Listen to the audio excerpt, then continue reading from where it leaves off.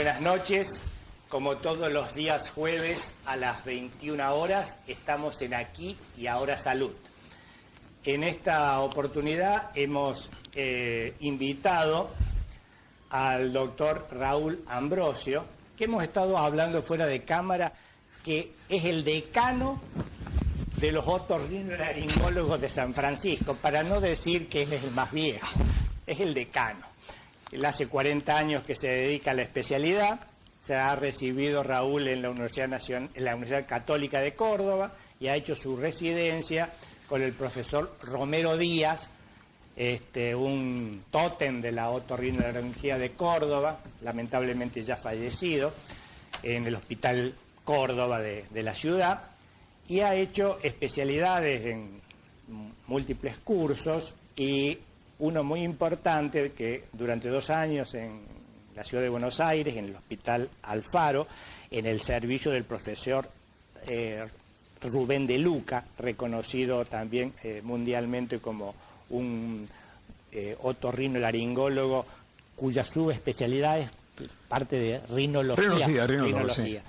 Bueno, Raúl, presidente de la Sociedad Argentina de Rinología. Presidente. Bueno, Raúl, bienvenido y gracias de haber aceptado. Muchas gracias por la invitación. Bueno, Raúl, para la audiencia, así en simples palabras, definir qué es la otorrinolaringología, esa palabra tan larga y difícil de decir, desmenuzarla un poquito y qué es específicamente la rinología, que es el tema que vos vas a hablar esta noche.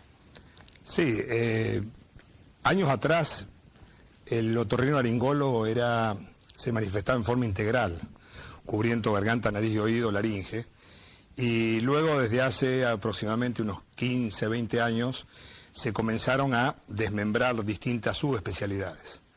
El otólogo, el rinólogo, el laringólogo y faringólogo.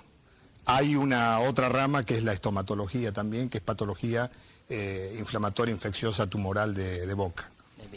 La rinología sí abarca todo lo que es nariz, senos paranasales, todo lo que interviene, digamos, en toda la función, en la fisiología respiratoria nasal y de senos paranasales. Perfecto, es decir, entonces para que se entienda, el especialista de garganta, nariz y oído, que es el otorrinolaringólogo, como bien decía recién Raúl, antes era integral, es decir, es especialista de los 3 órganos, digamos. Ahora, las subespecialidades hay otorrinolaringólogos que tienen más experiencia o que se dedican a la nariz, otros al oído, otros a la laringe, otros a la faringe y la última, la estomatología, sí, que son las enfermedades de boca. De la boca, que además está muy... Que está un poco fusionada también la estomatología con la odontología. Con la odontología. Sí. Dentro de la odontología está la rama ahora de con la los estomatología. papilomavirus y toda esta historia está teniendo mucha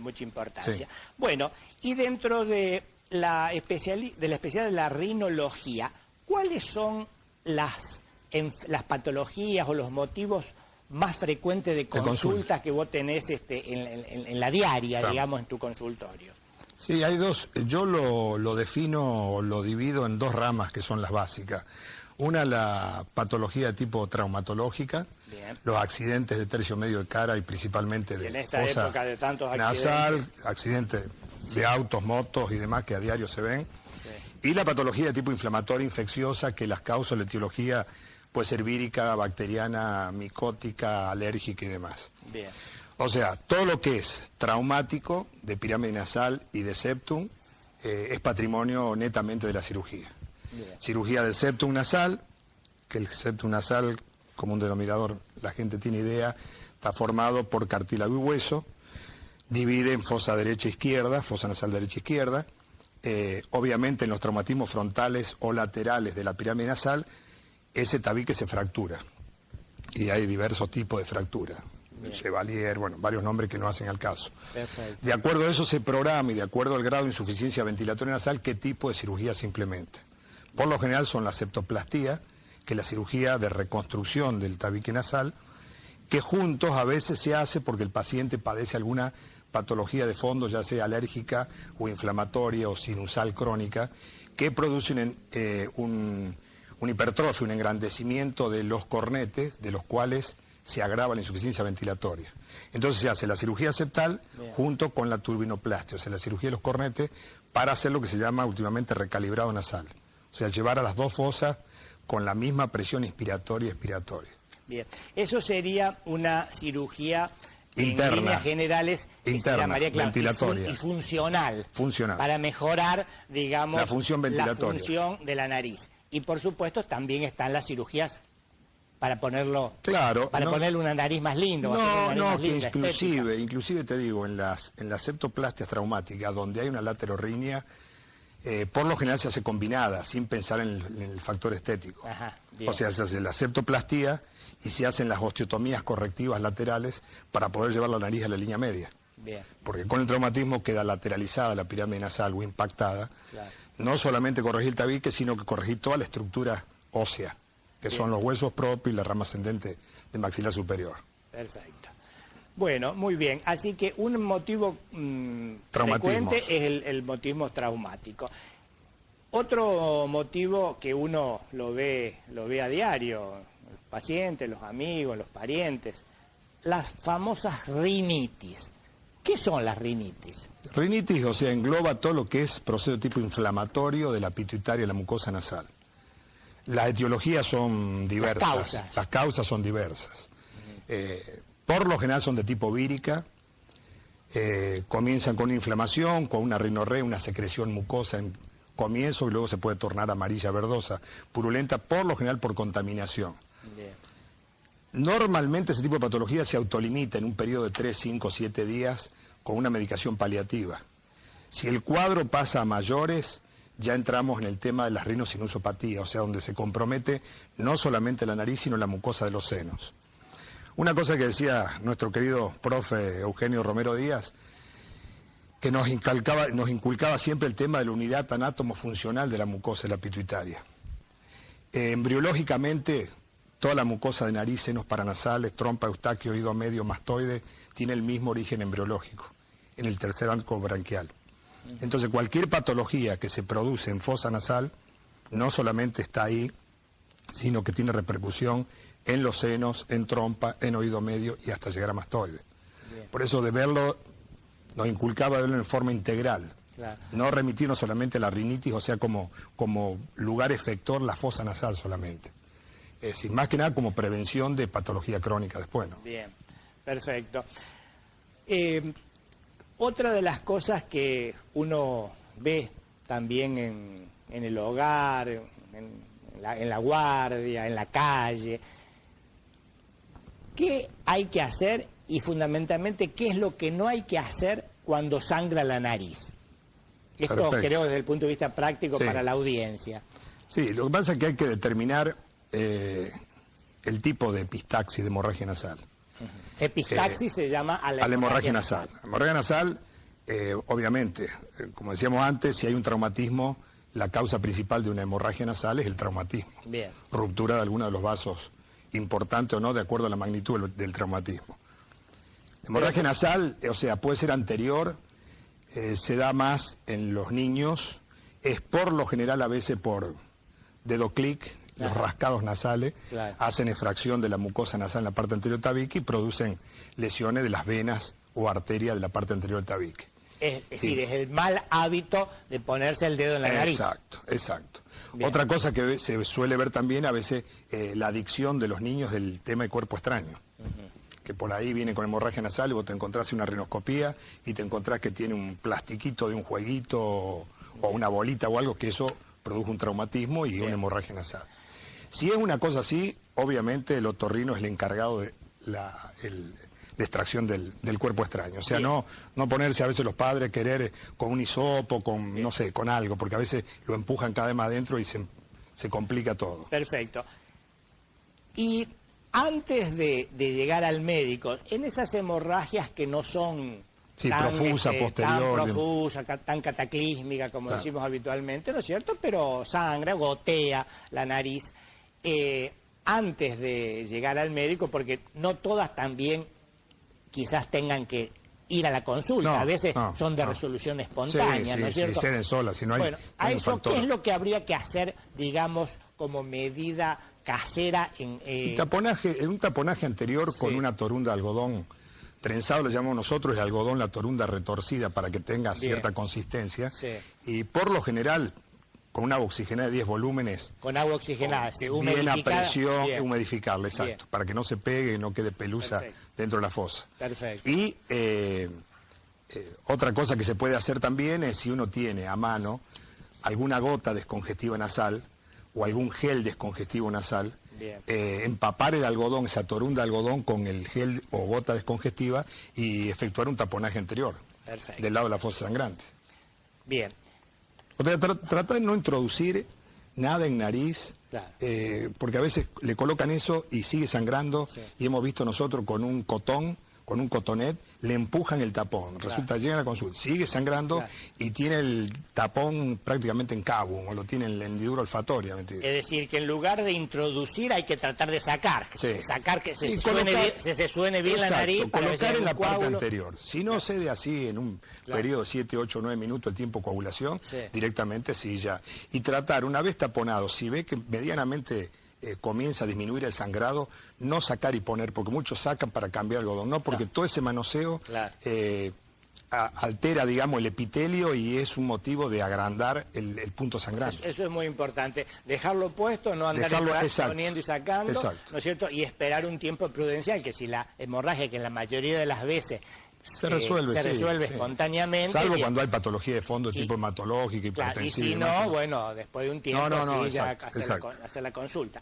Vos nombraste en un momento, además del agua oxigenada, poniéndole a la torunda alguna gota descongestiva. Algunas gotas. O geles descongestivos. Bien. ¿Qué nos podés decir, qué le podés decir a la audiencia?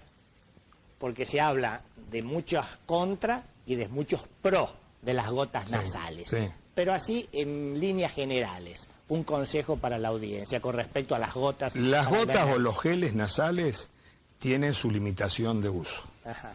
O sea, en el periodo de una rinitis estacional, de tipo perenne, de tipo inflamatorio, una rinosinusitis, los 7, 8, 10 días que está en tratamiento antibiótico, antiinflamatorio, corticoide y demás, en ese periodo, para dar confort y para mejorar el drenaje de las secreciones de los senos paranasales, sí es conveniente el uso descongestivo. No usarlo en forma indiscriminada por el hábito y la adicción que sabemos ver en los pacientes, que a veces están la media hora en el consultorio y en la media hora están con nosotros. Pulverizado 10 veces. Así que lo importante es que el uso de la gota está indicada y una semana y no más. Y después ya hay que evaluar por qué si se tapa la nariz, pero no seguir usando gota. Perfecto. Sí, la gota le va a dar confort, pero no le va a dar solución definitiva a un problema más de tipo crónico. Perfecto.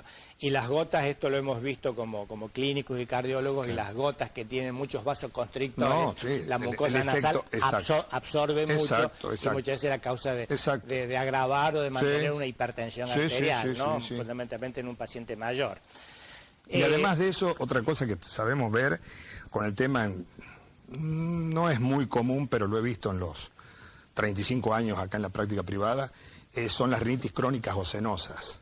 Por el uso indiscriminado de gotas nasales, llegan a destruir el epitelio, la pituitaria, las células ciliadas, y se transforman en tejido cicatrizal. Entonces empiezan con secreciones costrosas, malolientes, y es un eterno drama y una patología que no la curas más. Ocena. Rinitis crónica ocenosa. Bien. Vos dijiste en un momento, cuando dabas consejos prácticos con respecto a qué hacer y qué no hacer, fundamentalmente cuando se tapona la nariz, de no hacer nada como para que... introducir más en profundidad. Yo me acuerdo que vos sabés decir... te lo he oído varias veces y creo que es muy didáctico, por eso quiero que lo respondas. Esto, y desde el fundamento, vos sabías decir, tocarse los oídos con los codos. Sí, eso decía. Contá un poquito por qué es la historia. Sí, y eso porque no, es decir, es también de consulta frecuente el tema de lesiones de oído, perforaciones timpánicas, o infecciones por contaminación por el uso indiscriminado de cotonetes. Los famosos hisopos. Claro, lo que pasa es que el cotonete está en una caja de cartón o en un envase que obviamente, no hay esterilización. No hay esterilización, claro. Entonces, bacteria, hongo y todo lo que está volando Bien. paran en el cotonete. Bien. Es decir, en una piel que tiene cierta predisposición, si hay un eczema de fondo, un fondo alérgico de piel de conducto auditivo, claro, el hecho del cotonete y el rascado en forma imperiosa llega a producir efracciones con contaminaciones y demás. Claro. Ni hablar si se introduce y se perfora la membrana timpánica. Claro. Es decir, que por eso es bueno ese dicho. Limpiaste el oído con los codos. Con los codos, limpiaste el oído con los codos. Bien, aquí están empezando a llegar algunas preguntas y vamos a tratar de responderlas. Va a tratar el doctor, que es el que sabe de esto. Dice: hola, yo tengo una fractura nasal hace 7 años y ahora me doy cuenta que me cuesta respirar. Hay veces que me duele la cara. Moni, ¿qué consejo le darías a Moni? Bueno, habría que ver primero, sí, hay que ver 7 años. El tipo, claro, pero hay que ver la magnitud de la fractura. Claro. Hay que ver qué compromete. Muchas veces fracturas comprometen el nervio infraorbitario, que emerge debajo del reborde orbitario, uni o bilateral según el tipo de fractura, y muchas veces hay neuralgias faciales por compromiso del claro, nervio infraorbitario. Hay que ver si hay laterorrinia, si está desviada lateralmente la nariz. Bien. Hay que ver qué grado de insuficiencia es. Por eso hay estudios complementarios, fibroscopía, tomografía axial computada, débito-rinomanometría para medir las presiones. Es decir, de acuerdo a eso se determina el grado de insuficiencia ventilatoria y qué conducta sigue. Bien. Entonces, a Moni, lo interesante es que debería consultar con un especialista, exacto, ¿no es cierto?, para que evalúe su caso y le aconseje qué conducta debe seguir. Segunda pregunta. Sufro de alergia que me afecta la parte nasal, se tapa la nariz cuando hay mucha humedad o cambio de tiempo. Lo único que me ayuda es el corticoide, particularmente Sinalar B, que lo tomo bastante seguido. ¿Qué consecuencias puede traer el uso prolongado de ese medicamento? Gracias. Claro, el Sinalar B es una loratadina con una betametasona. Es un antihistamínico con un corticoide.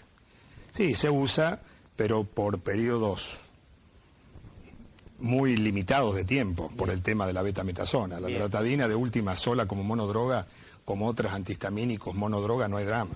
Bien. Cuando está asociada con un corticoide hay que ser prudente. Claro. Y hay, como todas las cosas, investigar y ver...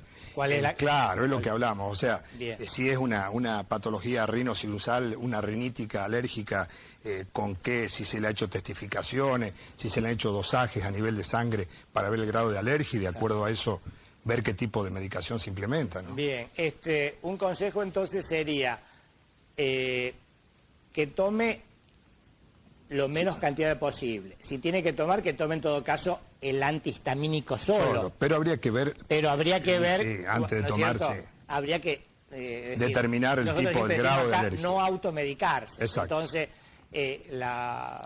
quien hace esta pregunta creo que también debe ir a su otorrino de confianza a ver qué le aconseja hacer. Sí, otorrino en un caso que medianamente esté rotulada como una rinitis o rinosinusitis alérgica, ya sí, al alergista. Al alergista también. Para hacer ya las pruebas y todo lo demás, o sea, para hacer algo más en profundidad. Bueno, nos piden para que vayamos al primer corte, así que hacemos una pausa y dentro de un ratito volvemos a estar con ustedes. Muchas gracias.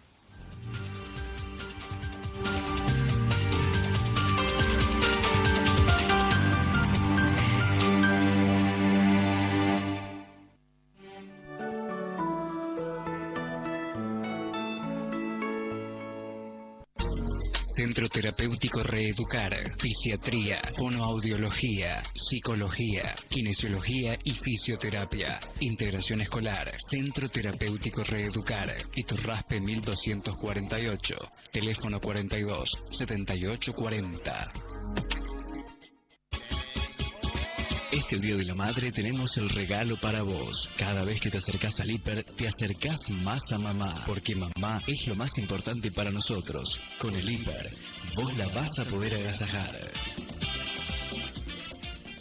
Un departamento en Córdoba, un departamento en Córdoba, un departamento en Córdoba. Che, ¿a dónde el departamento? Un departamento en Córdoba, 50 autos y 3 millones de pesos en efectivo para hacer realidad tus sueños de ganar. Suscríbete hoy a la gran promoción de Devoto y empezá a festejar.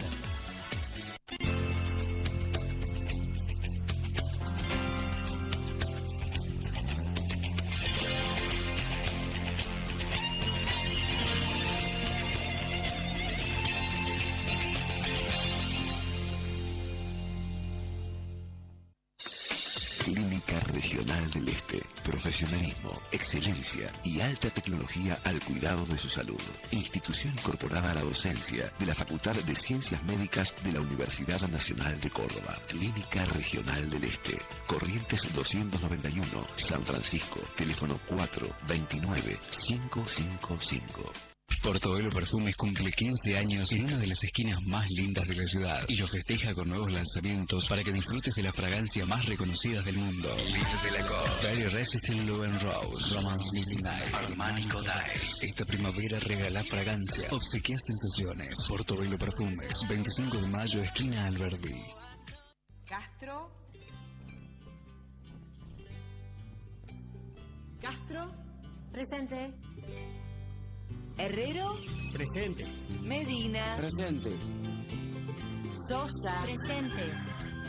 Bueno, empecemos. La educación te permite progresar y mejorar tu vida. Si sos uno de los 7 millones de argentinos que no pudo terminar el secundario, ahora la Ciudad de Buenos Aires te ofrece un programa para que puedas completar tus estudios de forma gratuita sin importar en qué parte del país vivas. Entrá a buenosaires.gov.ar/terminar la secundaria y da el primer paso hacia un futuro mejor. Buenos Aires Ciudad, en todo estás vos.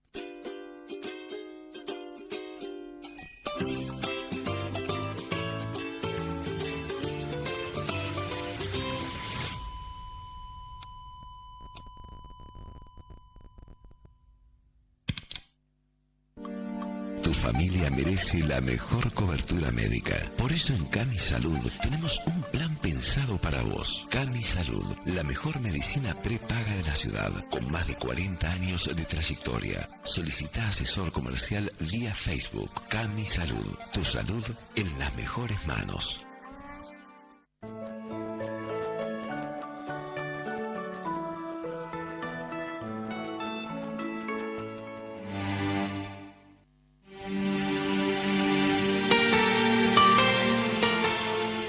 Vamos a continuar tratando de responder preguntas de la audiencia. Dice Martín, hola, ¿se puede operar para eliminar los ronquidos? Si no me voy a separar de mi pareja. Ja. Bueno, Martín. Sí, a Martín, ¿qué le aconseja? Bueno, primero y principal, evaluar si hay sobrepeso. El sobrepeso es una de las causas fundamentales del ronquido.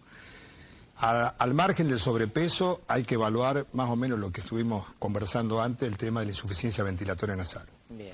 Es otra de las causas o una de las causas importantes. Por vía fibroscópica o por vía oral, evaluar si el paladar blando es flácido, es en cortina que se llama. Si la lengua es muy globulosa, en pacientes obesos con cuello corto es otro factor de ronquido. Si las amígdalas palatinas son muy grandes, hipertróficas, es otra causa de ronquido. Y después, viendo por lo general la solución, y si hay un sobrepeso, bajando de peso y evaluar, digamos, las partes que comprometen mecánicamente, hay solución. Bien. Es decir, solución. ¿Y cuáles son las soluciones? Y se hace en el caso del paladar, nosotros estamos haciendo la uvulopalatoplastia, o sea, una resección del paladar blando con parte de la campanilla.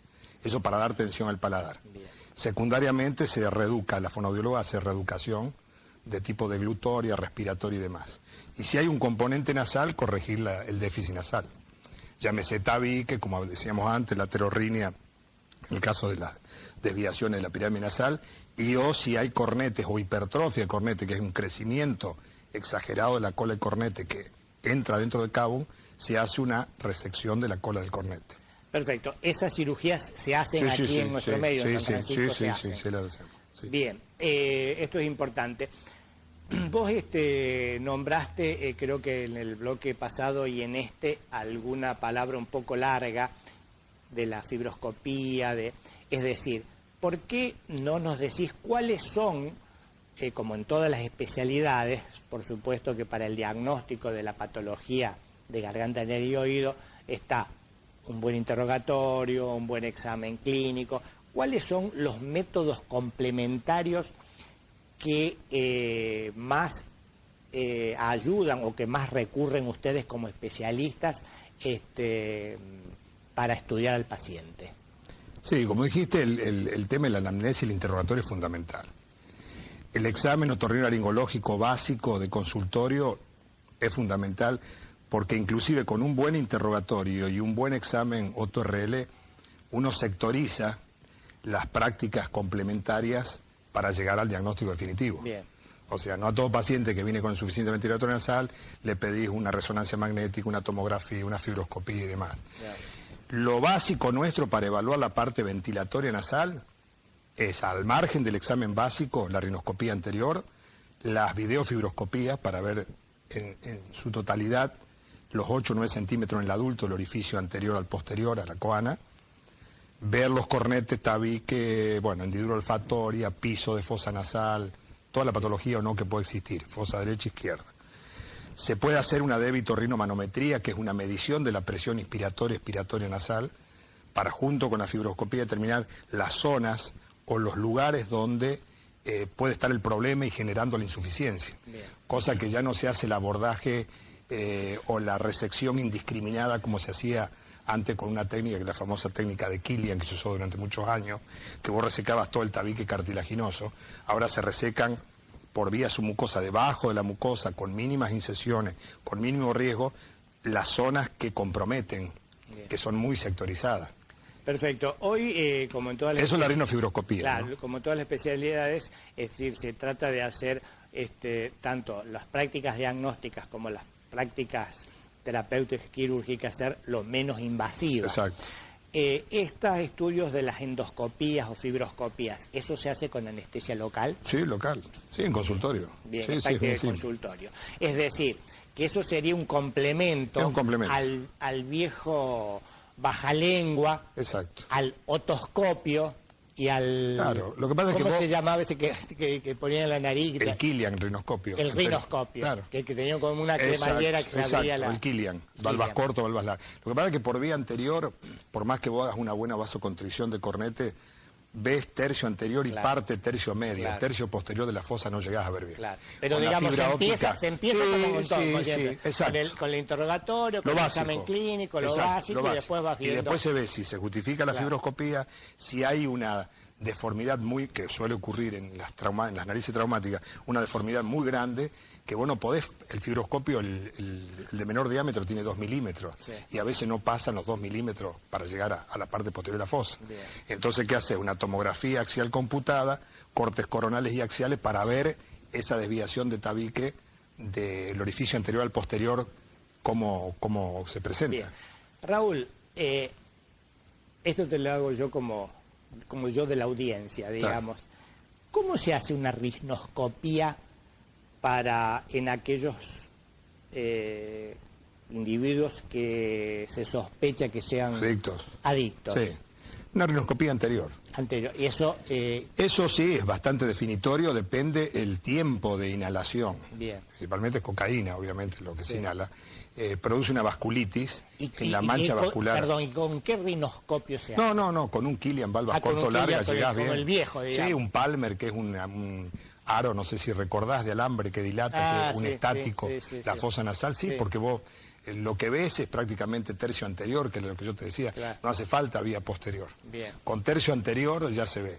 Y en muchos casos hemos visto ya lesiones importantes ulcerativas y hasta llegan obviamente a perforaciones de tabique.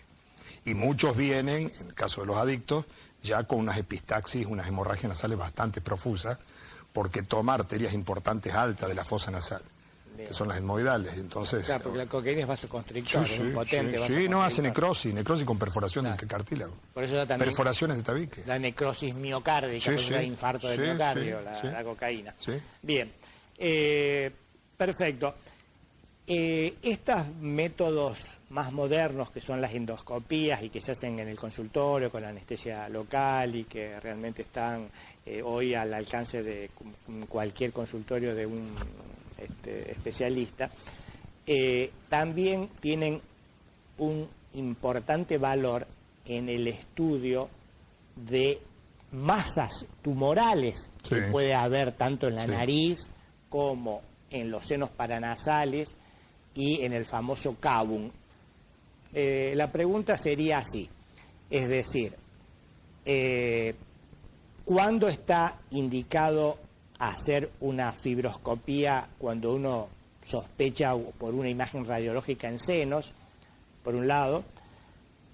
¿Qué es el cavum y cuáles son las patologías tumorales más frecuentes dentro de tu especialidad?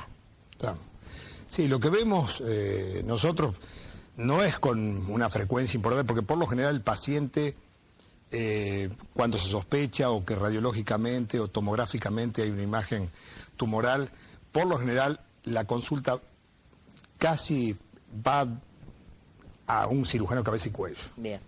Sí, que sí, que es más, la parte tumoral es más exacto, patrimonio. Inclusive es el encargado de la cirugía, es decir, ya sea de seno o de cavum. El cavum es la parte posterior de la fosa nasal. Sí, sería ahora, la parte, discúlpame, pero es decir, llegan al especialista de cabeza y cuello, pero el que hacen el diagnóstico, digamos, generalmente son muchas veces nosotros hacemos. Sí, que en este momento es parejo, porque como está bastante en auge el tema de cabeza y cuello, por lo general es el clínico, el médico generalista, la derivación ya la hace directamente cabeza y cuello. Bien, perfecto. Sí, vemos nosotros, lo que sabemos ver nosotros, lo mejor más por derivación del clínico o el neumonólogo, es la patología, digamos, de base de lengua o de laringe, los tumores de laringe. Los supraglóticos por ahí suelen, nos suelen derivar más a nosotros. Perfecto. Pero de última, la patología se resuelve quirúrgicamente por un cirujano de cabeza y cuello. Muy bien.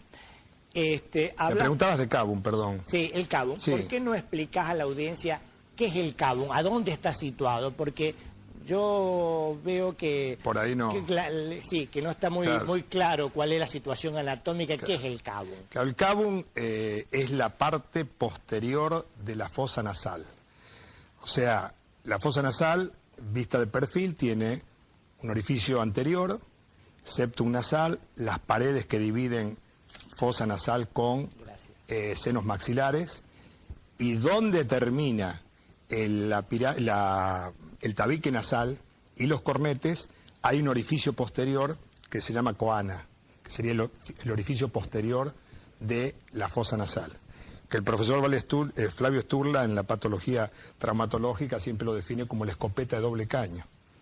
Caño derecho, caño izquierdo, y la banda es el tabique nasal. ¿Dónde comienza? Donde uno carga el arma. ¿Dónde termina? O inversa, donde termina el caño de la escopeta. Está bueno. Entonces la parte posterior... Entonces la parte posterior. La parte posterior, que sería también denominada cavum o rinofaring. Claro, o sea, la faringe, con la faringe, la orofaring, rinofaring y la hipofaring, que está por debajo de la orofaring, detrás de la lengua. Perfecto.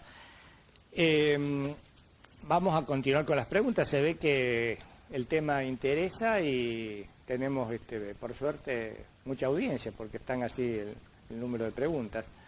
Hola, mi hijo de 8 años tiene un pólipo en la nariz. ¿Eso requiere cirugía? Sí.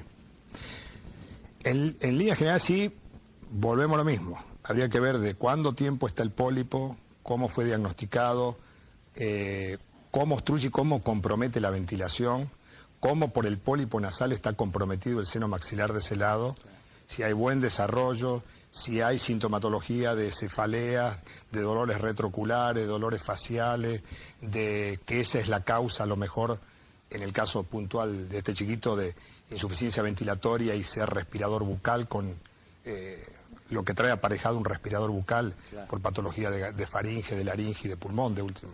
Bien. Así que... y evaluar digamos, al paciente, pero el pólipo, digamos, el pólipo siempre obedece, claro. El pólipo, hay que dividir un poquito, porque puede ser un pólipo de tipo antrocoanal, que es el pólipo solitario que sale del seno maxilar, que uno, por lo general, la patología alergológica no es primaria en este caso, y la poliposis nasal, por lo general, de tipo etmoidal o maxilar, que viene en la hendidura olfatoria, que eso es en los chicos atópicos, de tipo alérgico. Entonces habría que evaluar si con tratamiento hiposensibilizante por el alergista o tratamiento por el otorrinolaringólogo, con medicaciones, como decíamos, los antihistamínicos, corticoides o medicaciones tópicas derivados de corticoides o no, se resuelve el caso. O en su defecto va a cirugía. Bien.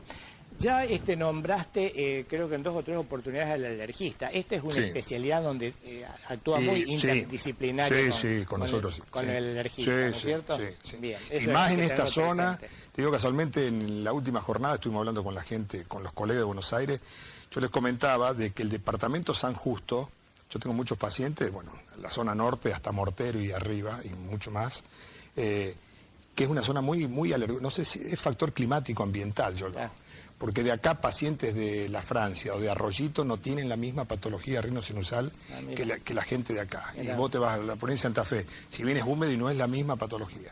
Es toda una zona en el departamento San Justo y eso lo estuvimos discutiendo y hay. Y no solamente en el caso mío puntual, sino con otros colegas de la especialidad. Por eso, por la prevalencia, es el trabajo en equipo con el inmunólogo y el alergista. Muy bien. Otra pregunta. Hola, quería saber si por problemas de alergia usar Namonec, no me doy cuenta que... Nasonex spray por tiempo prolongado trae a futuro alguna patología. El Nasonex fue una de las primeras drogas, mometasona la droga, es una de las primeras drogas y está aprobada por la FDA, o sea, en Estados Unidos fue pionera y es pionera, y a nivel pediátrico prácticamente es la única droga que yo veo los pediatras indican más que la fluticasona u otro tipo de aerosoles tópicos por la prácticamente cero absorción y cero efecto colateral. Bien. Perfecto, así que... Sí, teóricamente... No habría que ver tampoco. Claro, no debería que ver si meses, años. Sí, hay que ver que eso realmente se lo haya indicado un médico, que la controle un médico, y ahí viene lo interdisciplinario. Claro, por con supuesto. El alergista. Evaluar el grado de atopía rinosinusal para justificar qué tipo de medicación. Perfecto. Bueno, nos hace seña que vayamos al segundo corte, así que dentro de un ratito volvemos a estar con ustedes. Muchas gracias.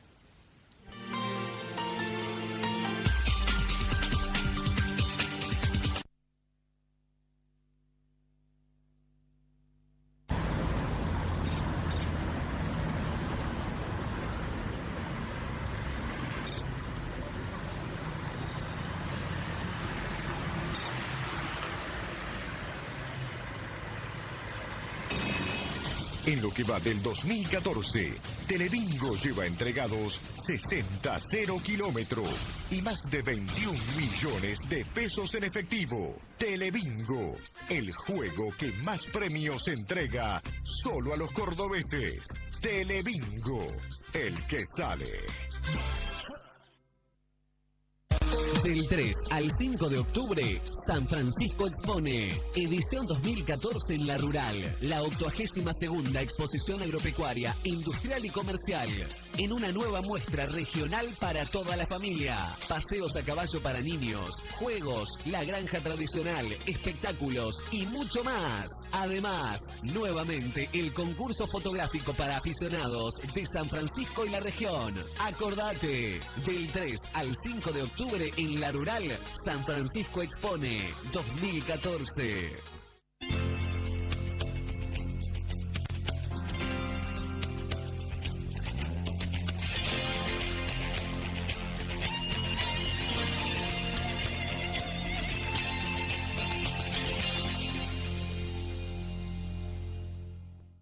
Arroyito se viste de fiesta. Del 3 al 13 de octubre, primera fiesta provincial de la dulce ciudad del país. Del 3 al 5 de octubre, Feria de Artesanías, elección de la reina local. Actúa Ángel Martín y la conducción de Juan Alberto Mateico.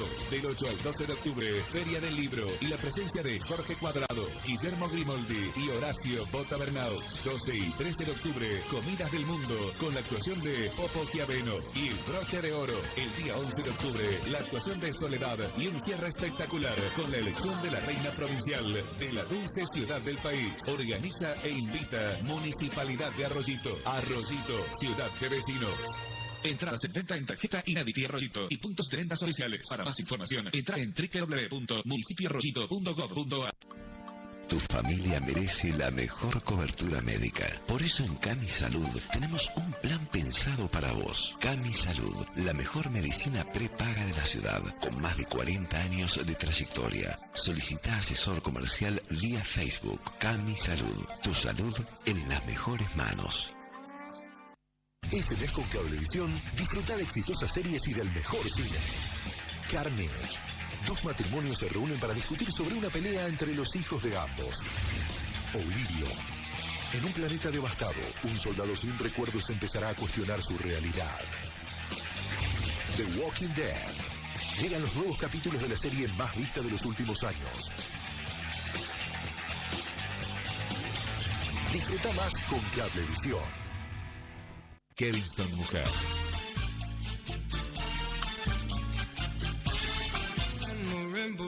Kevinston Mujer. Déjate tentar. Enamorate. Kevinston Mujer. Primavera-verano. Kevinston Mujer. Feliz día, mamá. Aprovecha la promoción Cielo Abierto en la ciudad de San Francisco y disfruta mucho más los viernes. Porque con Nativa compras con un 20% de descuento y hasta en 3 cuotas sin interés. Acordate, solo los viernes y hasta el 30 de septiembre. Compra mejor con Nativa. Consulta condiciones y comercios participantes en Nativa Banco Nación o ingresando en www.nativanacion.com.ar. Nativa, el orgullo de ser nación.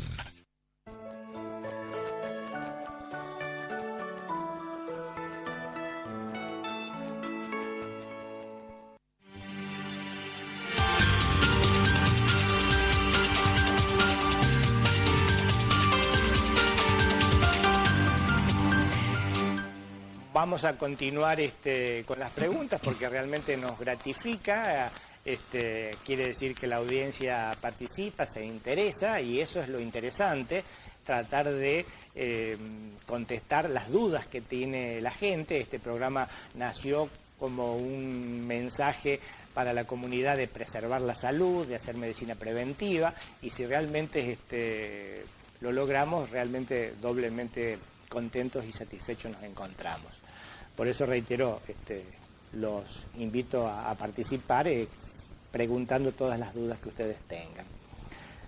Doctor Raúl, hace 7 años tuve un trauma acústico, perforación timpánica, que se cicatrizó, pero los mareos y episodios fueron terribles al principio. Luego se compensaron quedando con una hipoacusia con acúfenos. Me hicieron todos los estudios en Córdoba. Lo que quiero saber es si aparte de tomar pastillas vasodilatadoras cerebrales, ¿existe algo nuevo para esto o no tiene solución? ¿O algún súper especialista en vértigos? Gracias. Sí, habría que ver el trauma acústico, el grado de trauma acústico. Ahí por lo que... 7 años. Por la pregunta, 7 años con perforación de membrana timpánica, o sea, fue un traumatismo externo, deduzco yo. Habría que ver si ese traumatismo externo lesionó la cadena de huesecillos.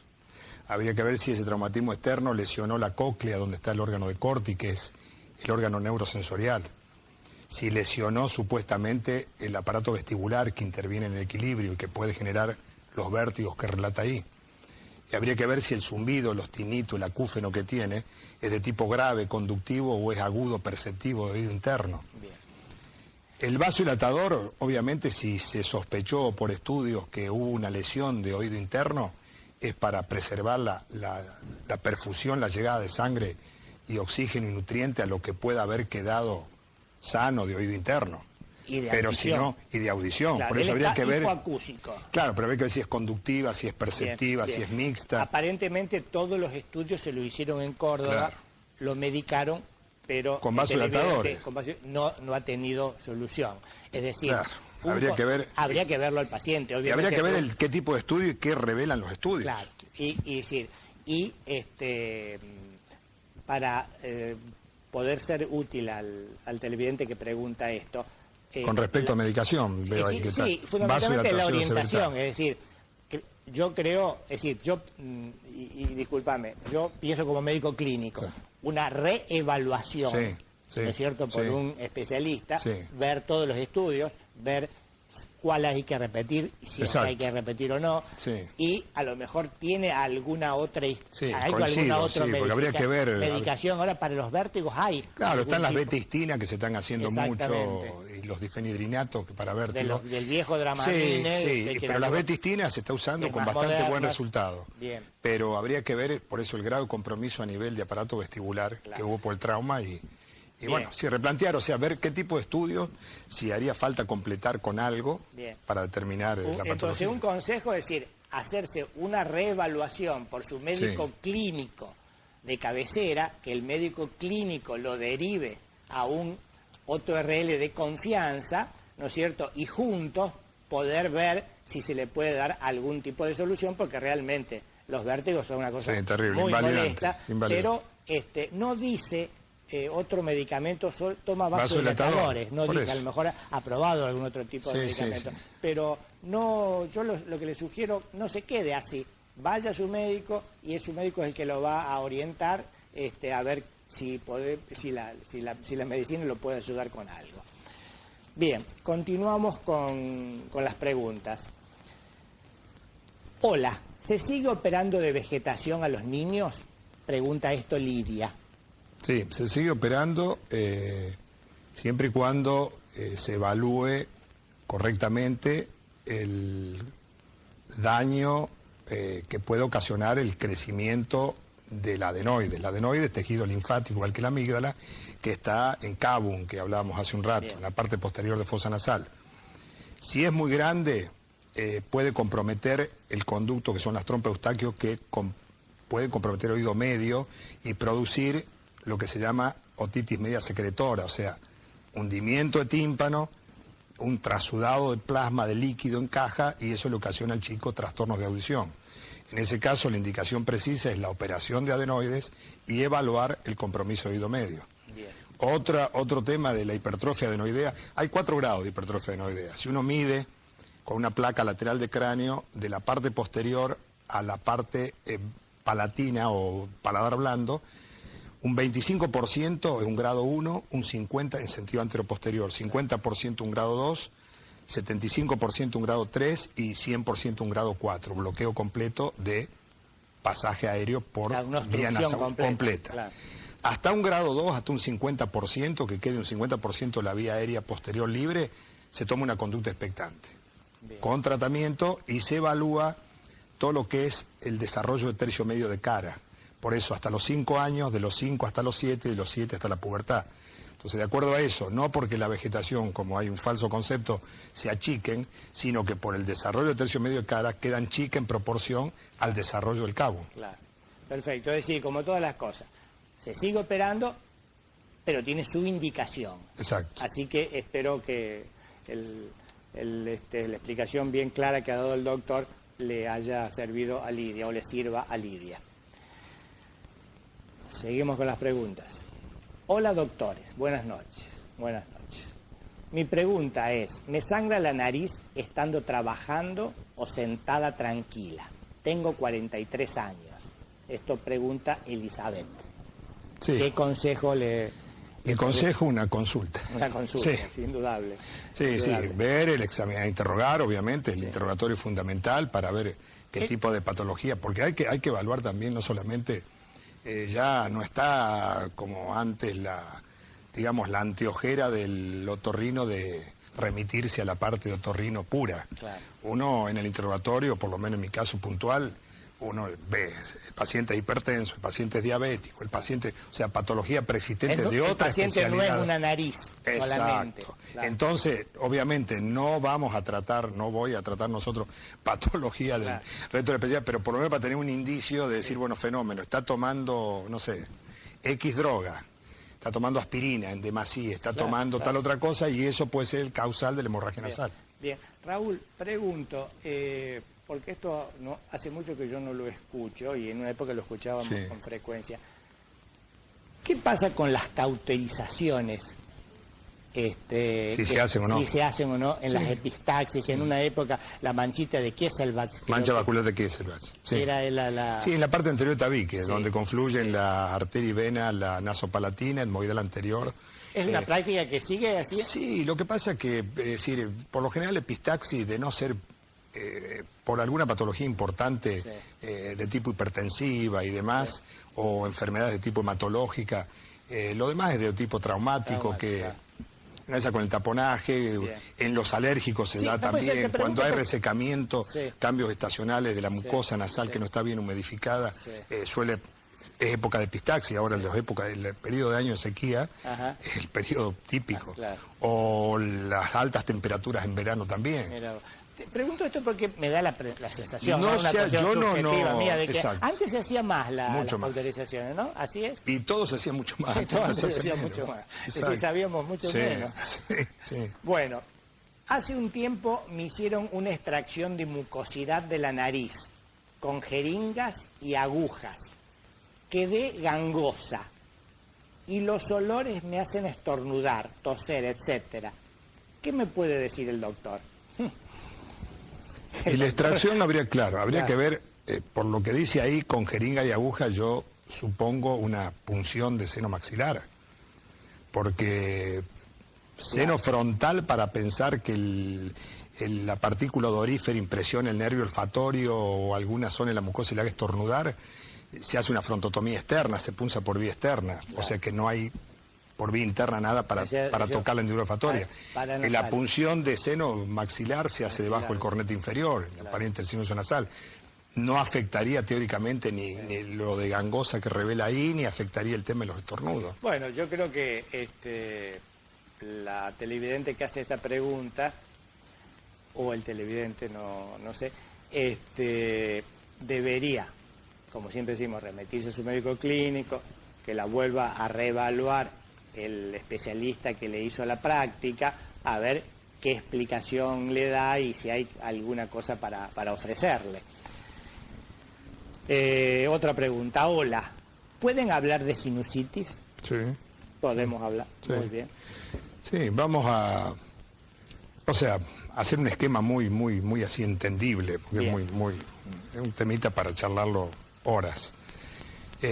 Sinusitis es todo compromiso. Como yo expliqué en un comienzo, comienza la patología en nariz, pero por esa unidad anátomo-funcional fisiológica de la mucosa nasal. Y embriológica. Sí, el famoso tercer arco branquial, se irradia a los senos paranasales.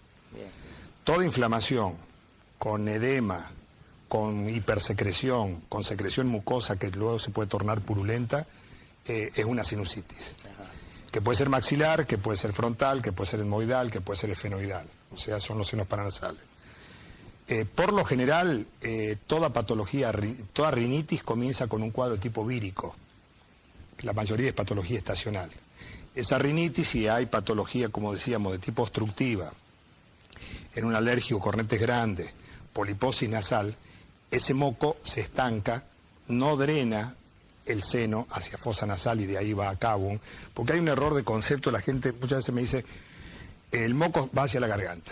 Es que el moco tiene que ir hacia la garganta. Las cilias, las vibrisas que tienen las células cilíndricas de la mucosa nasal, el barrido es de la fosa, del orificio anterior al posterior. O sea, eso de que el moco va hacia atrás es lo fisiológico, lo normal, claro, que vaya hacia atrás, que no vaya hacia adelante. Lo que pasa es que cuando la nariz está muy llena de secreción, obviamente el paciente al sonar la nariz, al limpiarse, sale por vía anterior. Claro. Entonces ese moco estancado, que son proteínas, están predispuestas a contaminarse, a pulular bacterias, hongos, parásitos y demás.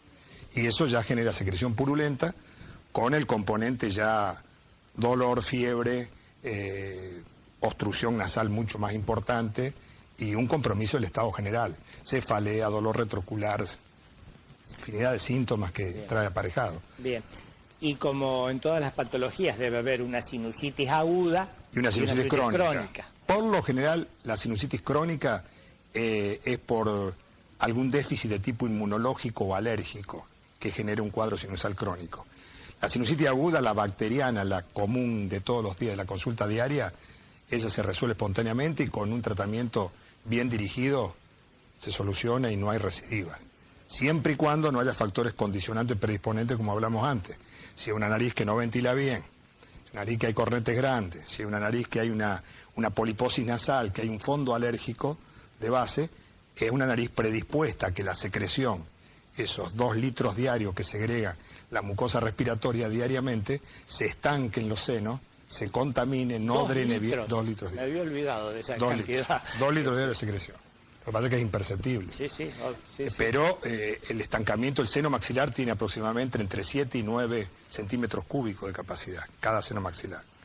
Entonces, toda esa secreción estancada está predispuesta a contaminarse por vía externa y generar un cuadro de sinusitis aguda. Bueno, creo que ha sido muy claro con las explicaciones el doctor Raúl Ambrosio y espero que el televidente quede conforme con la explicación y haya entendido de lo que es una sinusitis. Bien, hemos, creo que, agotado el tiempo, no el tema, indudablemente, así que te vuelvo a agradecer, Raúl, por favor, la gracias deferencia de venir a nuestra casa, que por supuesto no es la primera vez que estás aquí.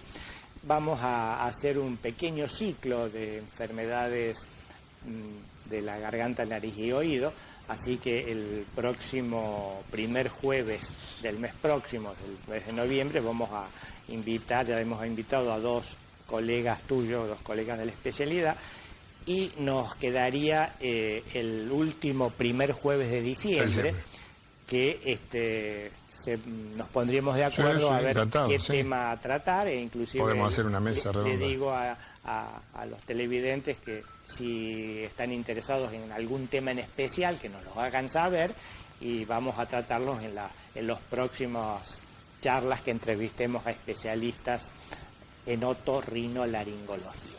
Muchas gracias a ustedes, buenas noches y nos vemos el jueves próximo.